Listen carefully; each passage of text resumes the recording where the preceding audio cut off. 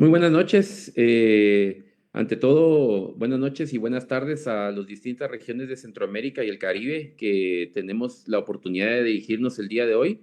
Primero que nada, pues quiero agradecer al Grupo Menarini la oportunidad de poder participar en las manifestaciones gastrointestinales que pueden ser producidas por las infecciones por COVID. Mi nombre, yo soy el doctor Cristian Klusman, soy gastroenterólogo y hepatólogo y vamos a tratar de abarcar ciertos temas importantes en estos 30 minutos que tenemos. Yo sé que muchas personas ya saben y están enterados totalmente del tema, lo que es COVID, pero vamos a hablar un poquito más de lo extra, de lo que está pasando en lo que no es lo respiratorio. Para empezar un poquito, vamos a decir bien claro que COVID como tal, pues al final de cuentas así se le denominó al nuevo coronavirus. Y como todos ustedes saben, esto fue reportado por primera vez en Wuhan, en la provincia de China, precisamente a finales del año pasado, y de ahí la denominación 19 que se le dio a este nuevo coronavirus.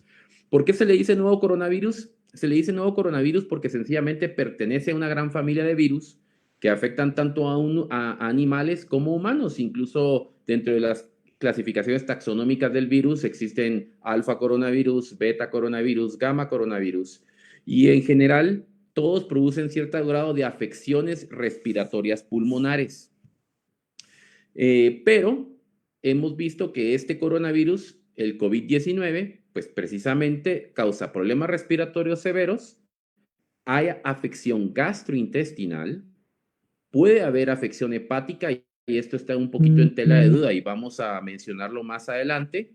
Y también en un grupo minoritario de personas hemos visto que pudiera llegar a producir problemas neurológicos debutantes. Avanzando un poquito más sobre los temas gastrointestinales, vamos a decir de cómo se da la infección a nivel gastrointestinal. Y aquí tal vez vamos a hablar un poquito más de temas fisiológicos importantes para entender de que por qué es que esto se puede dar y por qué es que nos podemos infectar como tal. Resulta que a nivel de nuestras células intestinales existen unas células denominadas enterocitos. Los enterocitos recubren la mayoría de las células o el epitelio de los intestinos delgados y así como también el intestino grueso o colon. Estos enterocitos tienen unos pequeños receptores que son como unas pequeñas llaves que permiten que el virus pueda entrar a través de estas pequeñas llaves hacia adentro de nuestras células.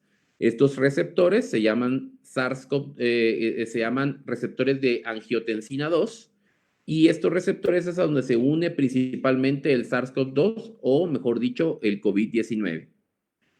Como todos sabemos, la presentación clínica clásica es la de naturaleza respiratoria.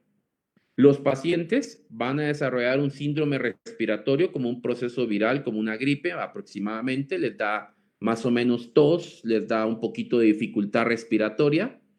Los pacientes presentan fiebre y fatiga, aunque algún grupo de gente puede ser que no llegue a presentar fiebre nunca. Y generalmente pueden presentar afecciones gastrointestinales y hepáticas. Vamos a hablar más adelante de qué clásicas son las presentaciones que se dan en estos pacientes cuando se afecta el sistema gastrointestinal. Como dijimos, típicamente existe una afección respiratoria. Típicamente los pacientes pueden tener fiebre, tos, flema, dolor de garganta. Muchas veces, a veces los pacientes se presentan sencillamente con dolor de cuerpo generalizado. Y desde el punto de vista gastrointestinal, hay múltiples estudios que se han hecho y al final de cuentas se dieron cuenta de que la mayoría de pacientes presentaban falta de apetito o como nosotros le denominamos anorexia. O sea, mucha gente, el primer síntoma que tenía gastrointestinal, incluso antes de desarrollar síntomas respiratorios, era la falta de apetito. Asimismo, también presentaban diarrea, náusea y vómitos. Y como muchas veces se vio en un montón de estudios que se han estado llevando a cabo, es que a veces se presentaban los síntomas o generalmente gastrointestinales primero y luego se presentaban a los 3, 4 días, empezaban a presentarte los síntomas respiratorios. En general, hemos visto que las manifestaciones gastrointestinales se producen hasta en un 26% de los pacientes de una población completa. Y digamos que la presentación puede ser muy variada como todo lo que se da en COVID. Puede haber diarrea y puede ser que solo lo manifieste un 3% de las personas, o puede ser que la diarrea sea manifestada hasta en un 34% de las personas.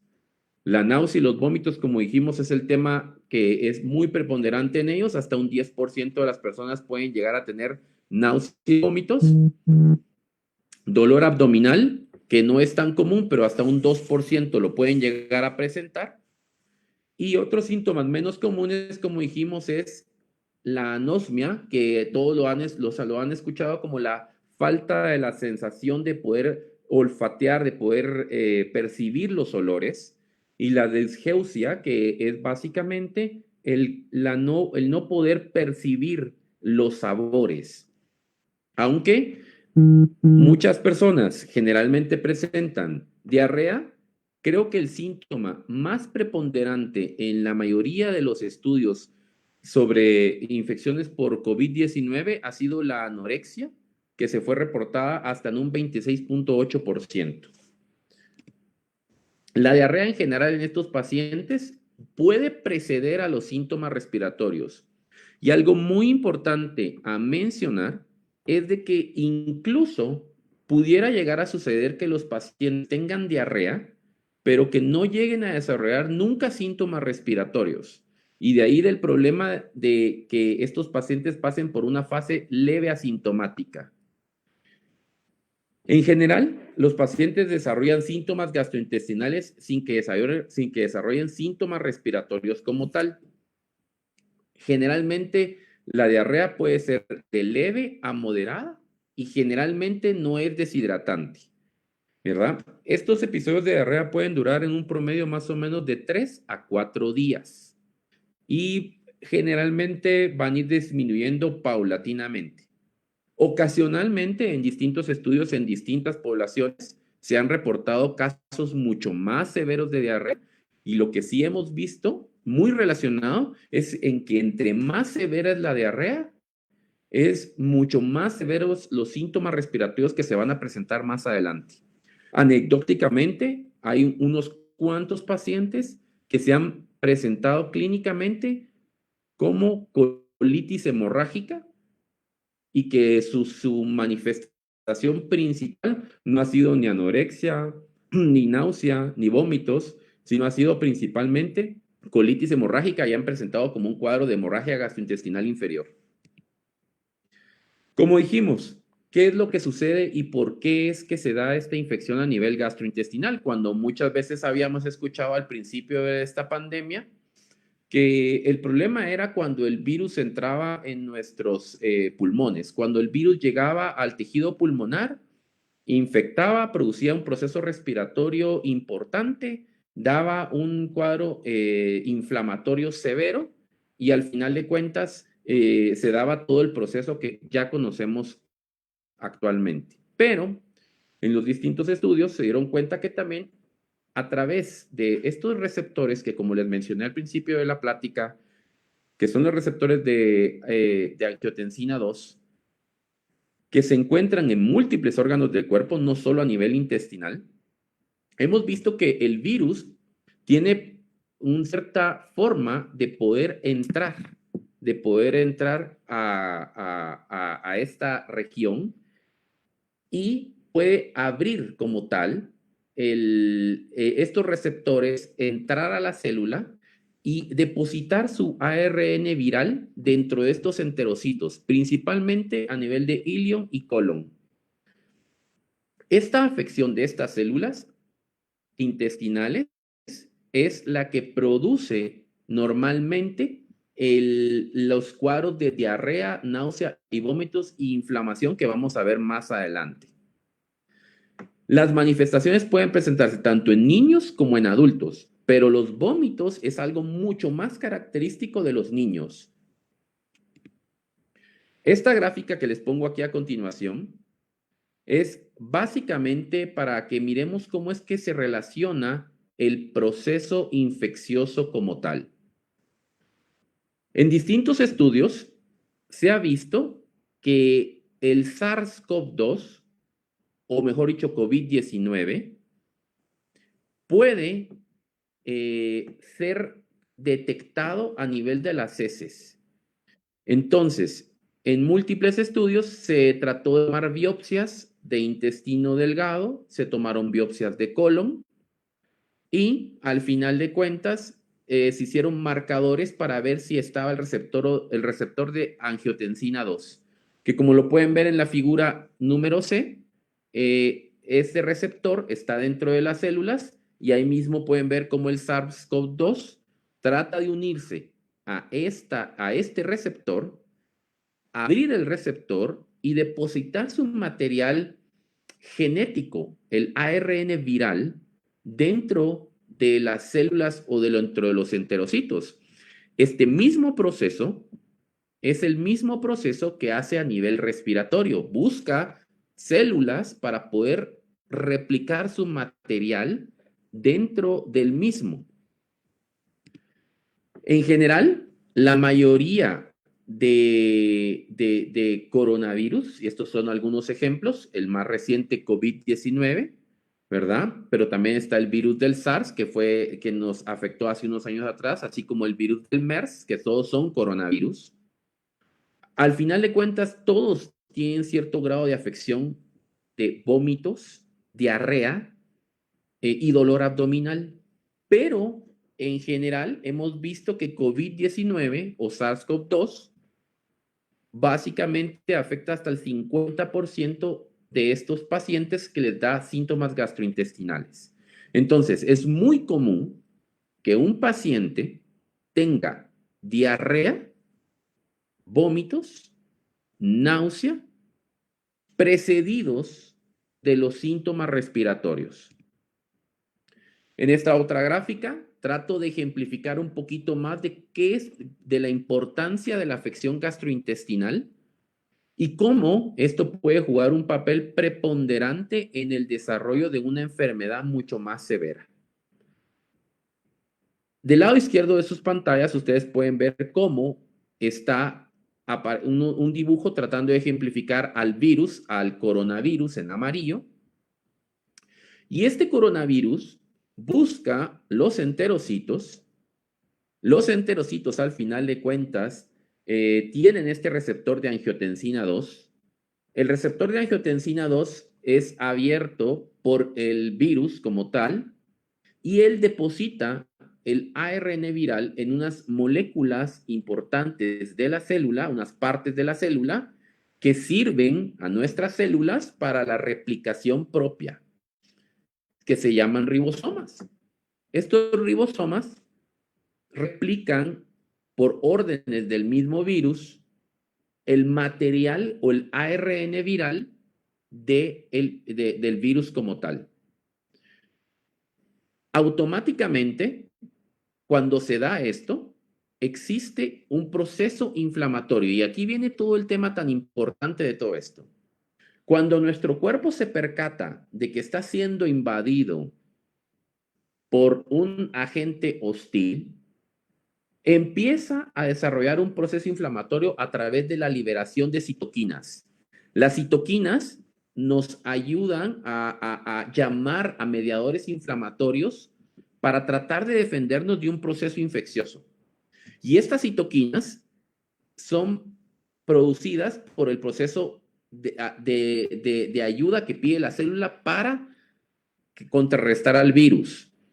Lo que sucede muchas veces es que este proceso inflamatorio disparado por citoquinas, que es lo que se conoce como la famosa tormenta de citoquinas, se descontrola totalmente y automáticamente empiezan a haber un proceso inflamatorio descontrolado totalmente que empieza a dar la mayoría de síntomas como la náusea, los vómitos, Empieza a haber alteraciones hepáticas que vamos a ver más adelante.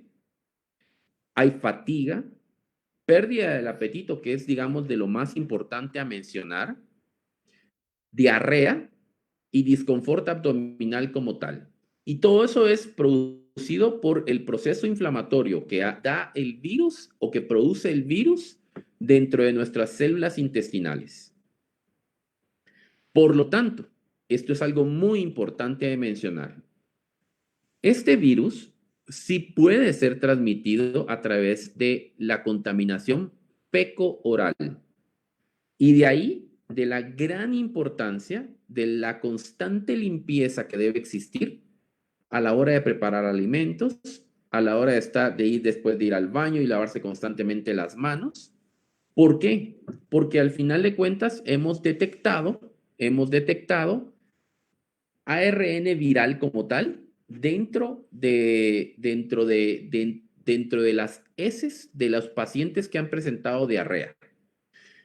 Patofisiológicamente, como dijimos, esto hace posible de que se pueda dar una infección por heces contaminadas de otro paciente o de la misma gente de nuestra familia que estuviera infectada por coronavirus.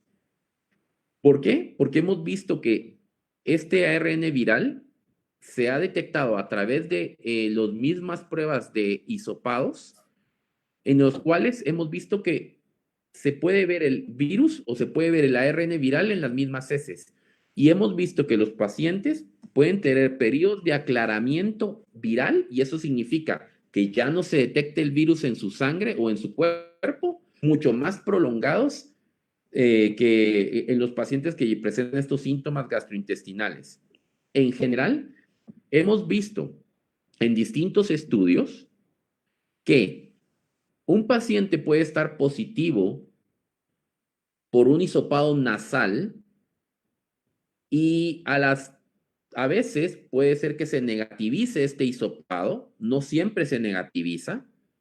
Se puede negativizar a las 3, 4 semanas, pero muchas veces, si uno hace una prueba del ARN viral en las heces, muchas veces todavía lo vamos a encontrar presente en las heces. Y esto puede ocurrir hasta en el 81% de los pacientes. Y por eso es que esta enfermedad puede tener un periodo en el cual haya una contaminación de otras personas, incluso aunque yo ya haya salido del proceso agudo más importante. La duración promedio de esta diarrea es más o menos de 3 a 4 días. Generalmente es autolimitada, se autolimita la propia diarrea. ¿Por qué? Porque es una diarrea de origen viral. Es posible que obviamente se ven en algunos pacientes que están padeciendo de COVID o que están en presencia de gente que ha estado con COVID, pues estos pacientes también pueden tener síntomas relacionados a la ansiedad y los hábitos alimenticios que tenemos ahora en la pandemia. Y es muy probable que la mayoría de pacientes empiecen a desarrollar enfermedades acidopépticas o si el paciente ya tenía síndromes muy conocidos como síndrome de colon irritable, por el grado de ansiedad que empiezan a vivir, los pacientes empiecen también a desarrollar síntomas muy sugestivos y que pensemos que tenemos una diarrea por COVID cuando realmente tenemos una diarrea por colon irritable.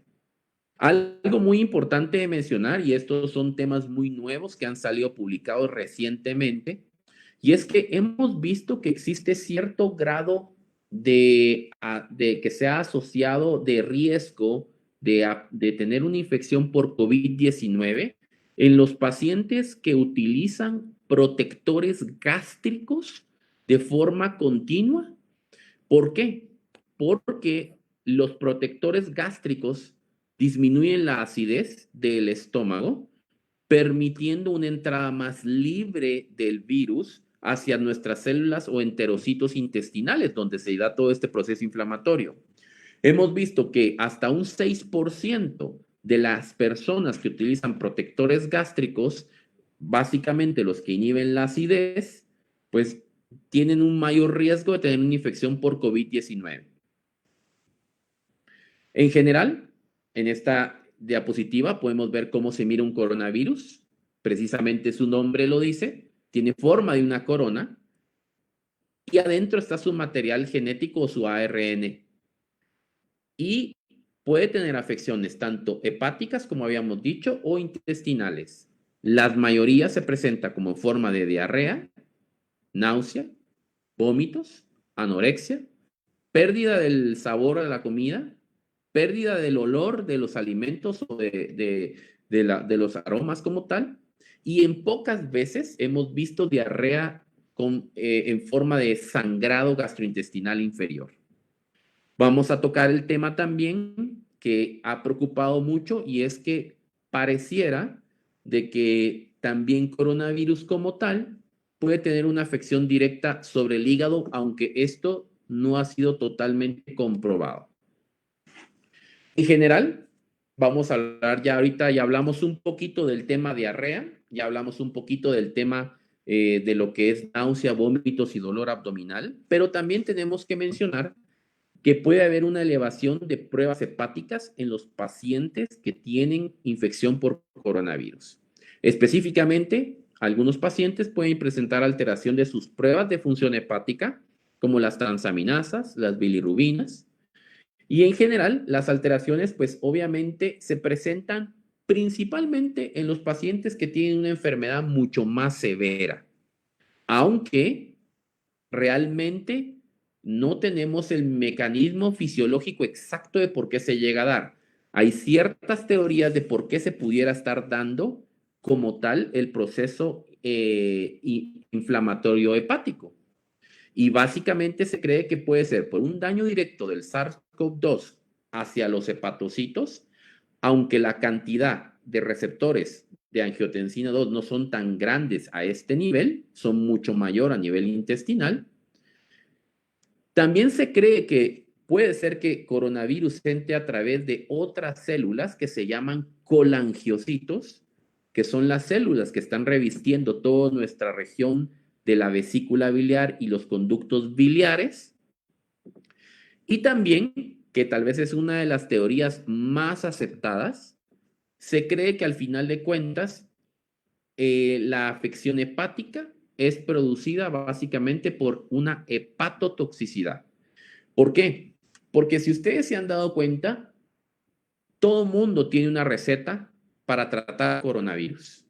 Todo mundo cree que se debe dar cierta cantidad de medicamentos, desinflamatorios, esteroides, antibióticos, y se dan de una forma totalmente descontrolada por el mismo colapso de los sistemas de salud. ¿Y qué sucede?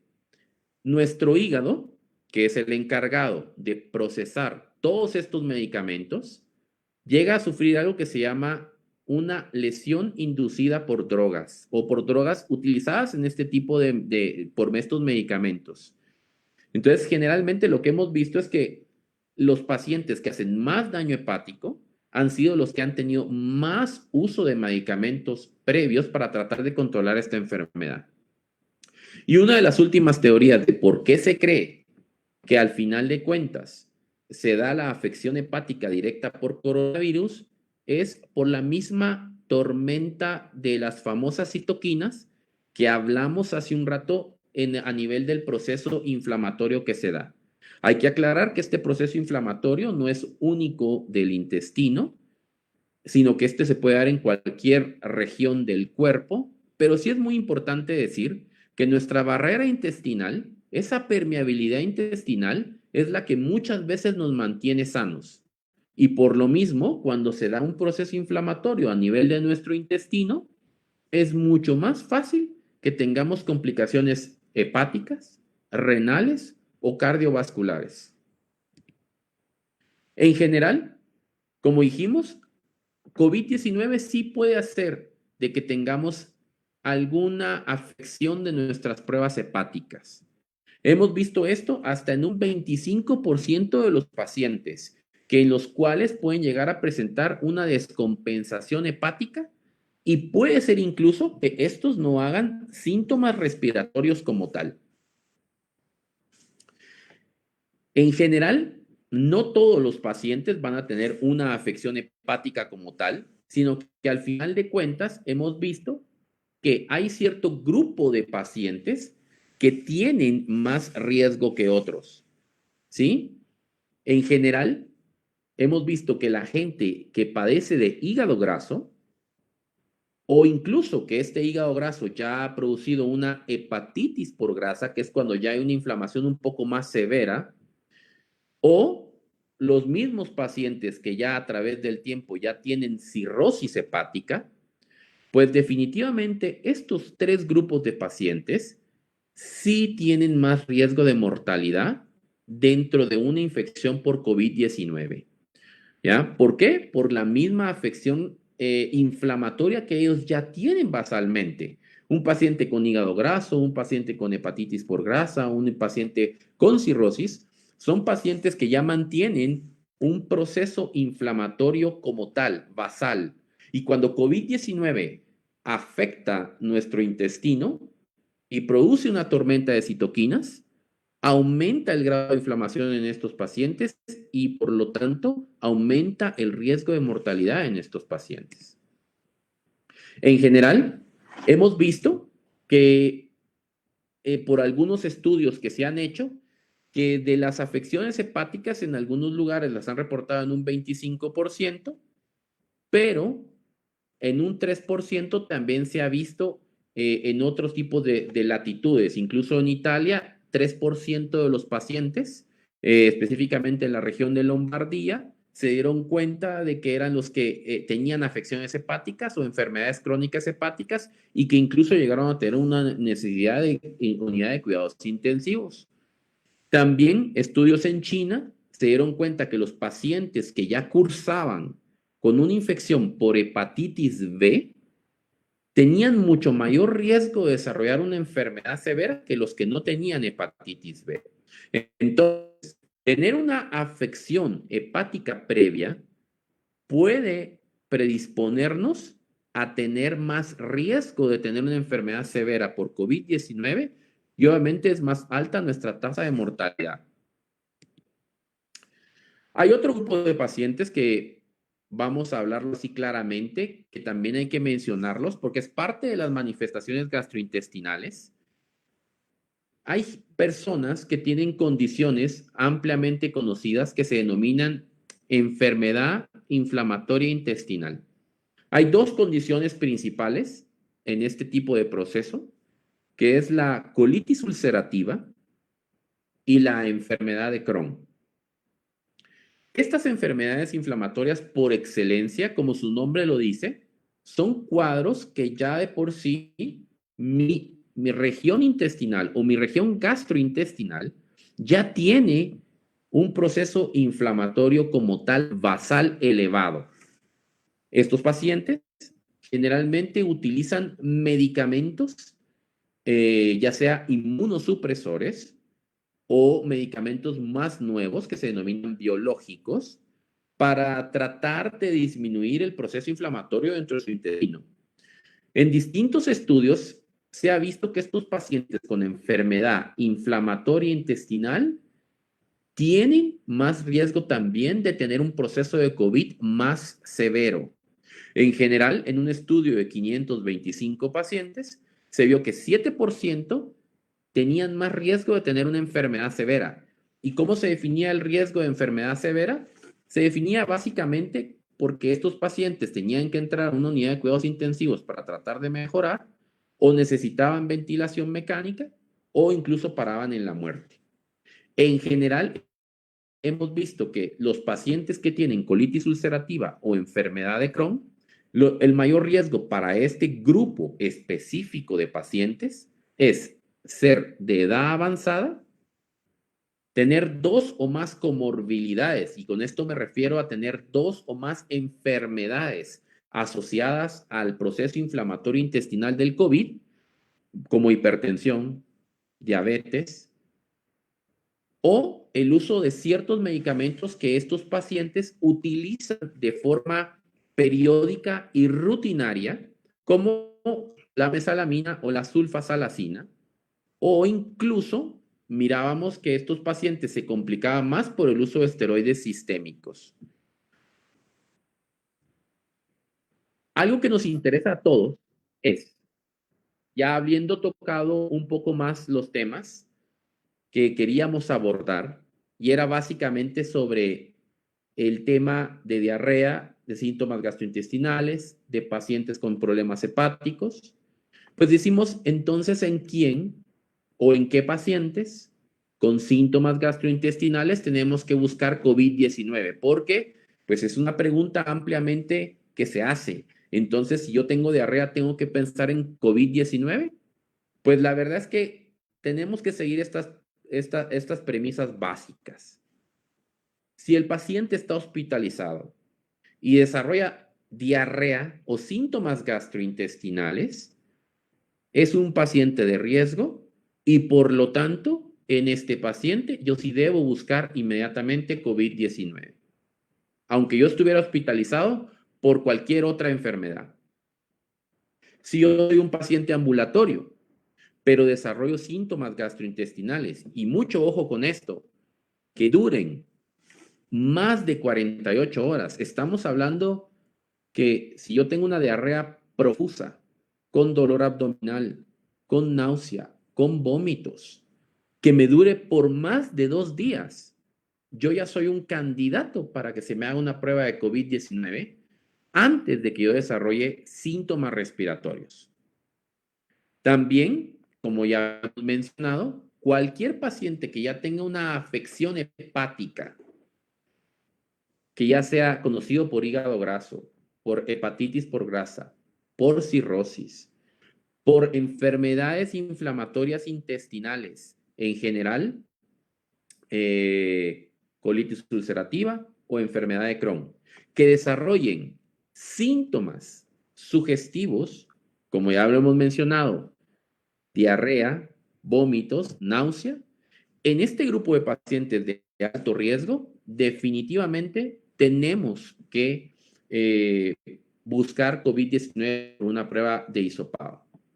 Y en general, siempre esto es muy importante.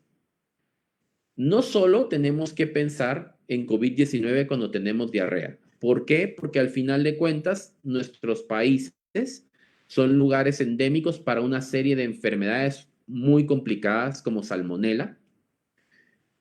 Y muchas veces de estos pacientes han sido tratados previamente con múltiples antibióticos. Y esto se da mucho en el cuadro de que estoy tratando de combatir una enfermedad que hasta ahorita no tiene un medicamento específico como tal. El uso de múltiples antibióticos produce un riesgo muy alto de tener o desarrollar diarrea por una bacteria sumamente peligrosa que se llama Clostridium difficile. Por lo tanto, si yo me desempeño en el área de salud y un paciente llega con diarrea, pero tiene historia que por lo mismo esto de la pandemia y del COVID ha tratado de usar múltiples medicamentos y dentro de esto ha utilizado recientemente antibióticos, necesitamos siempre buscar en estos pacientes una afección inducida por Clostridium difficile también, que es sumamente complicado. En general, las recomendaciones que se pueden dar para ir terminando con la plática y poder pasar a las preguntas son: un tratamiento específico para COVID-19 actualmente no lo hay. Existen medicamentos en estudio que se están probando y que se están tratando de dar a pacientes que están en una etapa mucho más moderada o severa de la enfermedad. Pero como tal, un tratamiento específico para tomar casa y atacar directamente al virus no existe. Por lo tanto, es tan importante, ya con todo lo que hemos aprendido hoy, el COVID incluso se puede transmitir a través de las heces, el lavado constante de sus manos debe ser un lavado meticuloso en el cual nos estemos por lo menos 30 segundos con una adecuada limpieza. Debemos tener por entendido que el distanciamiento social es sumamente importante. No tenemos que tener, tiene que existir una distancia de 2 a 6 metros entre nosotros y las personas. Debemos usar mascarilla si está a nuestra disponibilidad, eso debemos usarlo siempre, y caretas protectoras, porque hay estudios múltiples en los cuales hemos visto que si se puede utilizar este tipo de aparatos, o sea, las caretas, las mascarillas, y se da un adecuado distanciamiento, se puede evitar el contagio incluso hasta en un 85% de los casos.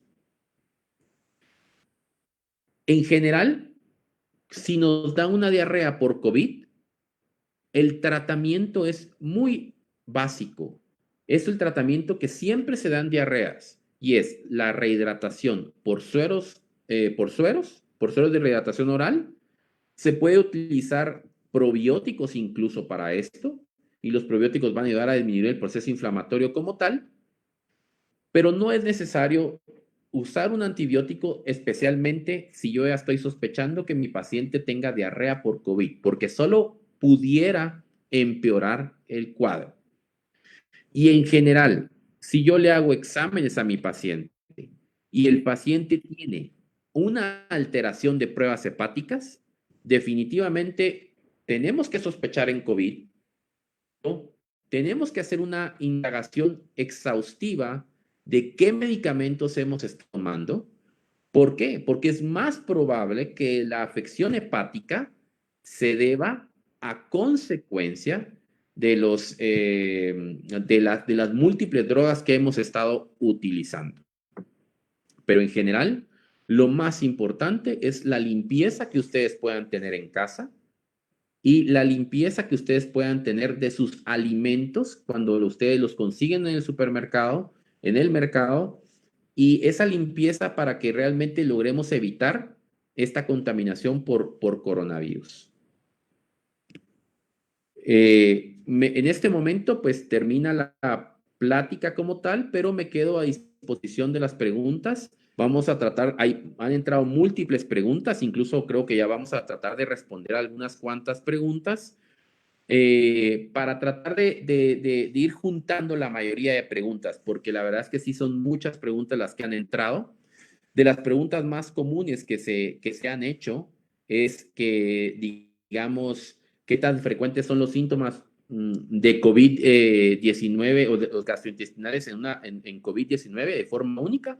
Pues sí, son bastante comunes, como lo dijimos. Los síntomas pueden ser hasta de un 25 a un 40%. Entonces hay muchos pacientes que pueden hacer síntomas gastrointestinales, incluso aunque no vayan a producir, digamos, aunque no hayan hecho después síntomas respiratorios. Eh, ¿Se pueden tomar medicamentos para las náuseas? Sí, se pueden tomar medicamentos para náuseas en general, eso no es ningún problema. Incluso si yo estoy totalmente seguro que no tengo una afección bacteriana como tal, pues puedo tomar incluso loperamida para parar la diarrea. Esto es, si yo estoy totalmente seguro que no tengo ningún proceso como tal. Si yo tengo demasiado dolor abdominal y tengo mucha diarrea, también puedo usar antiespasmódicos dirigidos para el colon, que eso también nos puede dar un poquito. Y sí podemos usar antieméticos como tal para tratar de parar los vómitos.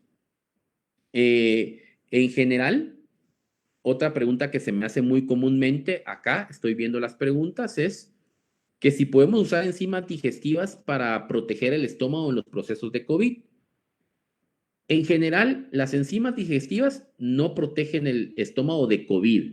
Las enzimas digestivas nos ayudan para los síntomas de dispepsia que podemos llegar a presentar, pero no las vamos a utilizar por COVID. Las vamos a utilizar por los síntomas de malestar abdominal, gases, que puedo llegar a presentar, pero nunca para el tratamiento de COVID, sino básicamente para tratar los síntomas. Y otra pregunta que también estoy viendo acá, bastante común, es que qué pasa si yo tengo colon irritable y tengo muchas molestias como tal. Bueno, colon irritable no es un riesgo para tener una afección por COVID, porque no es lo mismo tener colon irritable que tener enfermedad inflamatoria intestinal. Muchas veces nuestros síntomas de colon irritable pueden ser con tendencia a la diarrea, pero también hay un gran número de pacientes que tienen colon irritable con tendencia al estreñimiento.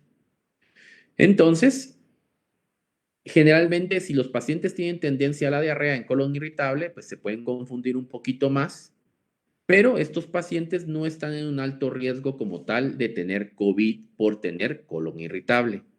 Si yo tengo muchos síntomas de colon irritable, sí puedo usar enzimas digestivas, sí puedo usar antiespasmódicos como tal. Incluso si yo tengo intolerancia a los lácteos, puedo utilizar productos que inhiban la absorción de lactosa para que no tengamos estos síntomas de diarrea en colon irritable.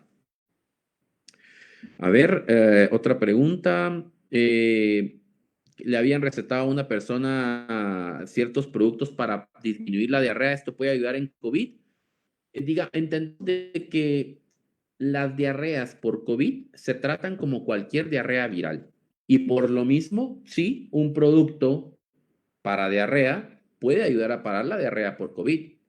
Los antiespasmódicos, los probióticos, el suero, la utilización de zinc, que es muy importante como un cofactor en el tratamiento de las diarreas, nos puede ayudar a tratar a los pacientes con COVID-19, pero no significa de que estos medicamentos se usen para tratar al COVID, porque eso es algo que quiero dejar bien claro. Todos estos medicamentos son para ayudarnos en los síntomas que desarrollamos, en la náusea, en la diarrea, en los vómitos, pero no evitan el proceso inflamatorio que dispara COVID-19. Y por eso es de que muchas veces tenemos que, la mejor arma para COVID es tratar de no infectarse teniendo las mejores medidas de higiene que podamos presentar.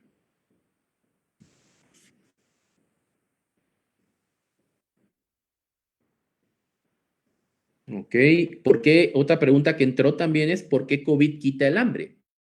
Bueno, COVID quita el hambre porque cuando se da la afección de los enterocitos y se da el proceso inflamatorio, se da esa liberación inflamatoria de citoquinas que produce cierto grado de náusea y molestias abdominales, incluso produce fatiga y anorexia. Y esto es más que todo un proceso inflamatorio el que nos hace que se nos quite el hambre.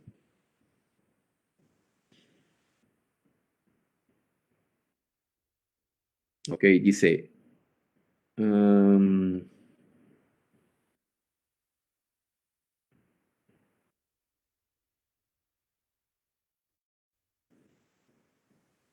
dice que si COVID se ha visto positivo por un examen de que si se ha visto relacionado a los hongos en las heces.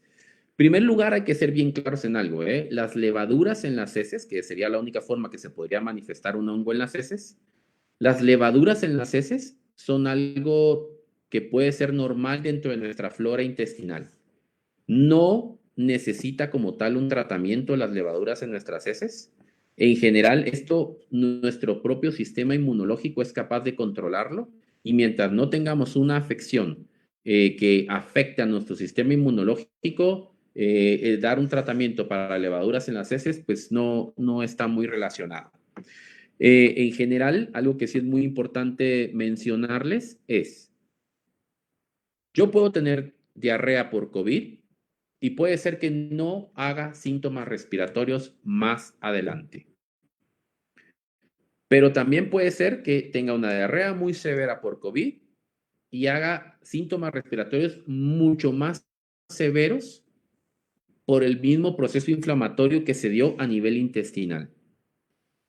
Y aunque yo llegara a negativizar la prueba de hisopado nasal, pudiera todavía tener restos de ARN viral en las heces que pudieran durar hasta 20 días después, incluso de que yo negativizara el hisopado nasal.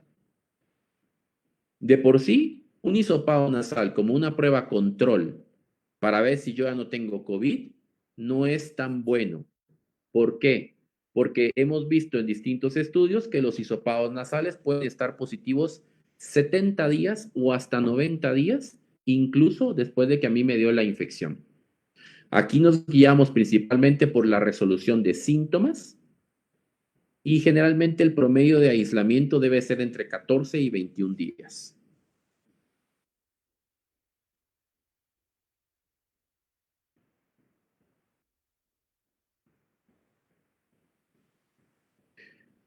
Si dice aquí, ¿qué puedo hacer si yo tengo gastritis crónica y reflujo? Bueno, no significa de que si yo tengo gastritis crónica y reflujo no pueda tomar mis protectores gástricos. Sí puedo tomar mis protectores gástricos, porque no es que a todos los pacientes que toman protectores gástricos les va a dar una infección por COVID.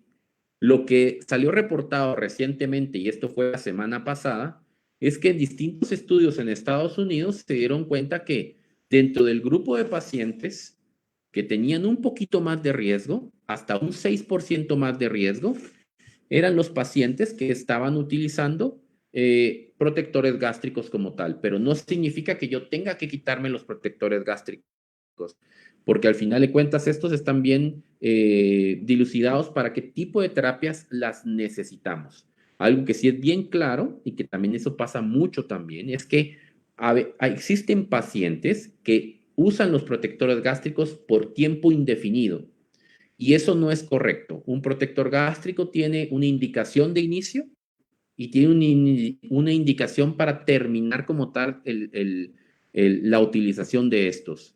El uso crónico de estos puede tener otras complicaciones y no precisamente COVID.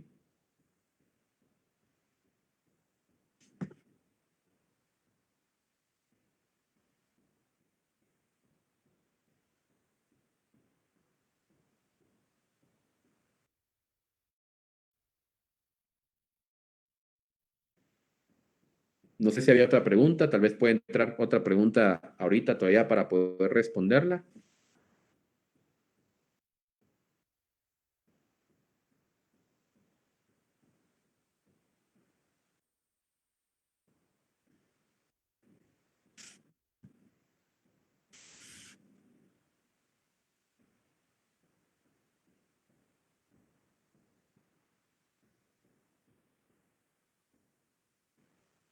Una pregunta que está apareciendo ahorita dice, ¿qué riesgo existe de hacer de que durante una endoscopía se me pegue el COVID? Eh, es un tema que sí es ampliamente, se ha estudiado ampliamente y al final de cuentas, sí, en efecto, el riesgo es alto. Una endoscopía puede transmitir como tal, especialmente si no se han tomado los cuidados necesarios de limpieza de los endoscopios o de los aparatos. Definitivamente, una endoscopía pudiera transmitir a otra persona el COVID como tal, porque se llenaría de las secreciones de esta persona y por lo mismo es tan importante de que se dé una adecuada limpieza de los aparatos. De todas maneras, algo que se ha tratado de establecer, o por lo menos el Colegio Americano de Endoscopía y Gastroenterología lo trató de establecer, es durante esta pandemia, nosotros los gastroenterólogos debemos de tratar de reducir los procedimientos endoscópicos a solo los urgentemente necesarios. ¿Por qué? Porque incluso si nos damos cuenta que el paciente no tiene factores de riesgo como tal, no es necesario someterlo o a una endoscopía en estos precisos momentos, porque sí, si no hay una adecuada limpieza, puede haber una contaminación por COVID. Y asimismo también para el gastroenterólogo, si el paciente tiene síntomas gastrointestinales y tiene COVID, durante ese proceso, específicamente durante las colonoscopías, existe mucho mayor riesgo de contagio.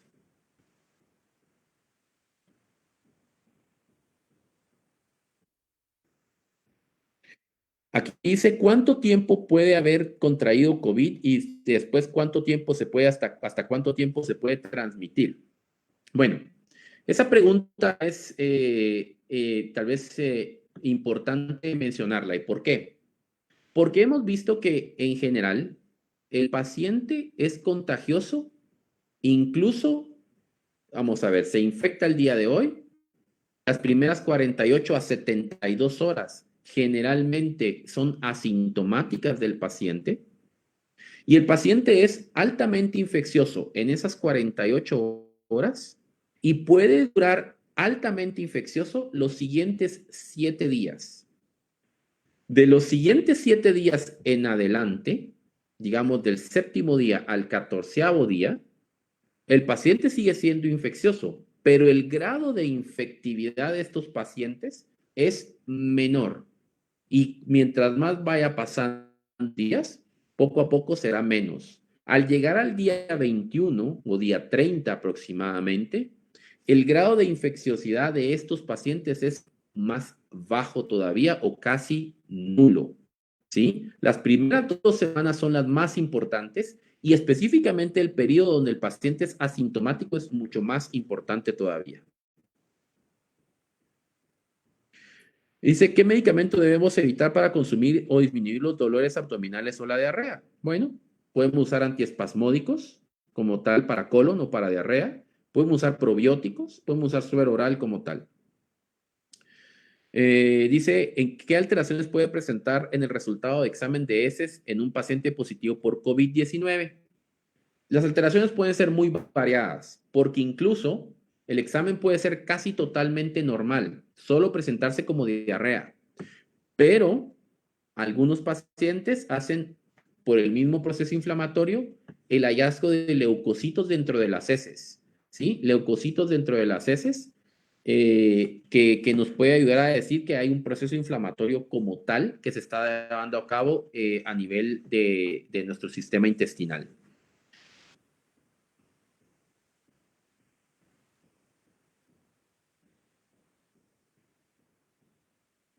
El aislamiento, ¿desde cuándo se debe tomar el aislamiento en los pacientes? La verdad, el aislamiento no se debe esperar a que yo haga un síntoma.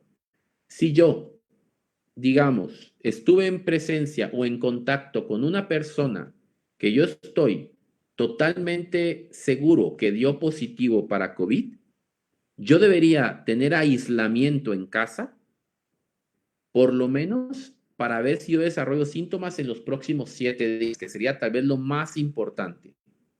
Pero no, si yo espero a tener síntomas, lo que va a suceder es que antes de tener síntomas, yo tuve 3 o 4 días de ser totalmente asintomático. Y si yo fui totalmente asintomático, en esos 3 o 4 días yo contaminé a 3, 4 o 10 personas más. Así que realmente uno debería tener básicamente esa serenidad de decir, no me voy, si yo estuve ya en contacto con alguien, debo tener un autoaislamiento antes de desarrollar síntomas. Bueno, muchísimas gracias a todos por todas las preguntas que entraron hoy. Agradezco de antemano a Grupo Menarini por la invitación a poder participar con ustedes y poder llegar a sus casas y tratar de informarles un poquito sobre este tema de la pandemia y pedirles por favor que se cuiden un montón, que tengan una adecuada limpieza, una adecuada higiene, limpieza y limpieza de todos sus alimentos como tal. Para mí ha sido un gusto como tal. Así que me despido de ustedes. Muchas gracias.